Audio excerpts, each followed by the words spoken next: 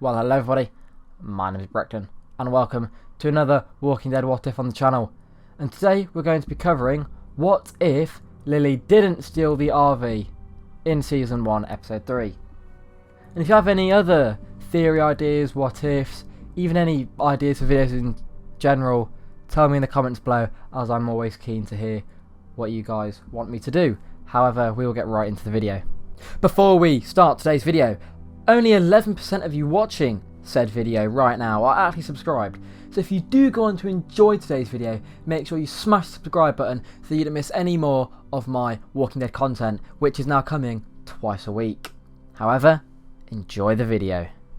Before we get into the what if, we need something that changes so that Lilly does decide to stay with the group and not to steal the RV.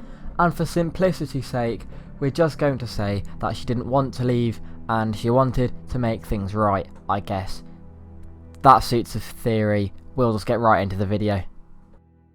Episode 3 would play out mostly the same, with only a few minor changes, which are Lilly would help Lee train Clementine to not die, and she would also treat Kenny with a bit more compassion after Catcher and Duck die.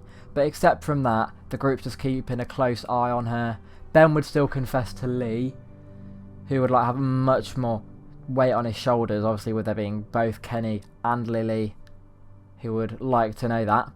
They still meet Omid and Krista. They still are stopped by the fuel tanker. The walkers still attack. There's nothing that changes that.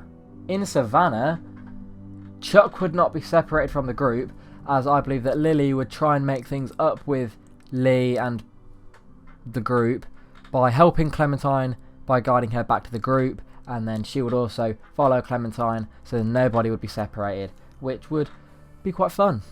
Be quite a swell day for the group. Kenny and Lee still go to where Crawford is. They find Molly, the broken boat. Lee goes in the sewers and finds Vernon. That doesn't change. They still find the boat at the mansion. And then when they go to Crawford is when we start seeing some actual change. Now the player would get a choice as to whether Lilly would come with them or not. And for the purpose of this what if, we're going to bring her along simply because it would be boring and it'd be just repetition of the usual game if we didn't bring Lilly up. So in Crawford, Lilly would try and get the armory door open while the rest of the group did their thing. That doesn't change.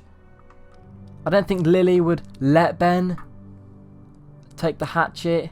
I don't think she would allow that. She'd probably tell him to shut the fuck up and sit back, let her do her work. So the walkers wouldn't break in, which means you have more time to leave, which means that there's no outburst from Ben. I say outburst, no confession, which means Kenny and Lilly are all good.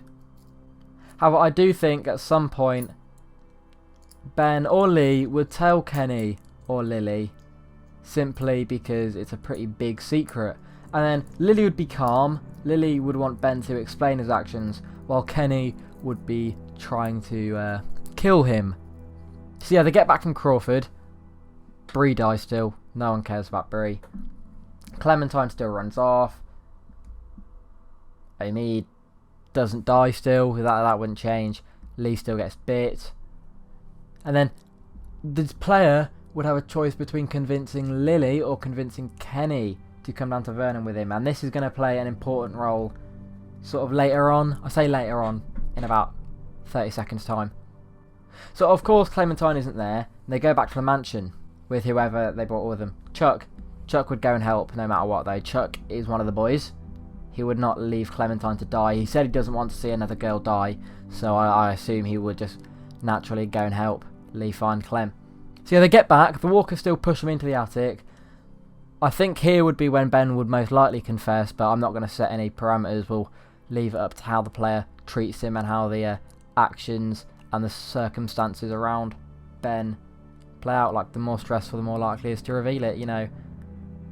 So they get out. Ben would unfortunately fall. Now, whoever didn't go with Lee would be the last one to jump across. So they would be stuck in the mansion while Ben is falling, and then the other person, the one who did come with you, would go and help Ben and I'm not going to specify whether they survive or not because it's either Lilly or Kenny, and leave that open for a potential part 2. So the rest of the game continue as normal, with Lee still dying and getting separated from Omid and Krista. Clementine finds Omid and Krista, and whoever was still in the mansion would also find Omid and Krista. So we've got Omid, Krista, Clementine, and either Kenny or Lilly, which I think is quite an interesting dynamic actually, because the entirety of season 1, at least the first half, built up with this Kenny versus Lilly tension, and then in the ending we didn't get that. We were stuck with Kenny and Krista. I mean, I would have liked to see have a bit more weight with how he treated Kenny and Lilly, but you know, we move, you know, that's done. I think season 1 was a fantastic game. Please don't dislike.